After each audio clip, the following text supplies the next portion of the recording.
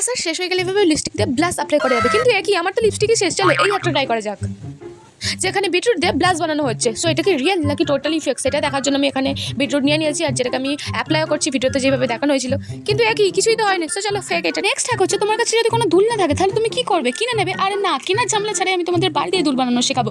কিভাবে এইটা দেখো, এখানে বলা হচ্ছে সমস্যা সুতো দিয়ে তোমরা ইজিতে দুল বানাতে পারবে। সো চলো এটা কতটা সত্যি আর কতটা মিথ্যে সেটাই দেখার পালা। আমি এখানে সুতো নিয়ে নিয়েছি, আর এটা তো আমি প্রথমে তো ভয়ই পাচ্ছিলাম, তারপর আমি অনেকটা সাহস নিয়ে করছি।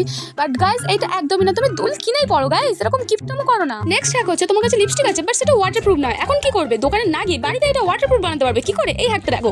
এখানে বলা হচ্ছে লিপস্টিকের উপরে পাউডার অ্যাপ্লাই করলে সেটা ওয়াটারপ্রুফ হয়ে যাবে। এটা কতটা সত্যি আর কতটা মিথ্যে সেটাই আজকে আমি দেখবো। সো আমি এখানে অ্যাপ্লাই করে নিচ্ছি। সো এটাকে ভালোভাবে ব্লেন্ড করার পালা। সো আমি ভালোভাবে ব্লেন্ড করে নিচ্ছি, এবার টেস্ট করার পালা।